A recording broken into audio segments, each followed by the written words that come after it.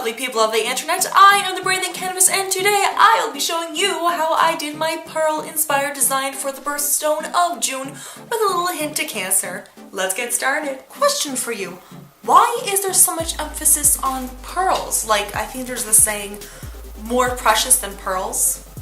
To start off, I'm using an eye primer to ready my lids for whatever powder I stick to it. First, I'll be applying the gold shimmer highlights on the elevated areas of my eye, that being in the center of my eyelid and the brow bone, specifically towards my temples and below the outer sections of my eyebrows. I used a shimmer crayon on the eyelid to make that highlight a bit more dominant and to help it pop out, giving that area more shape. The lid is where I want the primary focus, whereas the brow bone will be the accent. But not to say that they're not beautiful, but you'd think there'd be more said about the more precious stones, such as diamonds, gold, rubies. Moving on to our rose pink shadow, I'm applying that to the outer and inner corners of my eyelid to give it a more rounded and spherical shape in order to transform the eyelid into a pearl.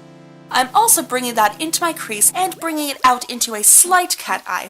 Unlike how I first did it here, you want the shadow in the crease and brow bone to be soft. All we are doing is defining the shape. In this case, I put the pink on too thick, making it become the focus, which isn't what I want for this look. To correct this, I'm taking a very light pink and going over my shadows in order to soften it.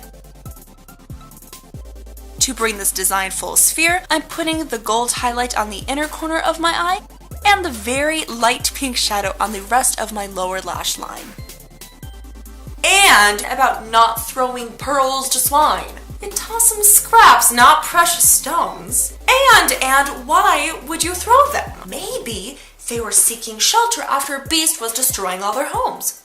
In order to keep the eyes the focus of this design, all I'm doing for the lips is putting on a clear pink gloss and applying a little bit of that gold highlight in the center of my lips. And pigs are so cute. I mean, come on, you got Wilbur, Babe, this random royalty-free stock image.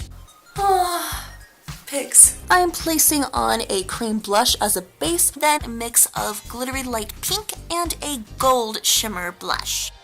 And one more thing, don't forget mascara. Never forget mascara.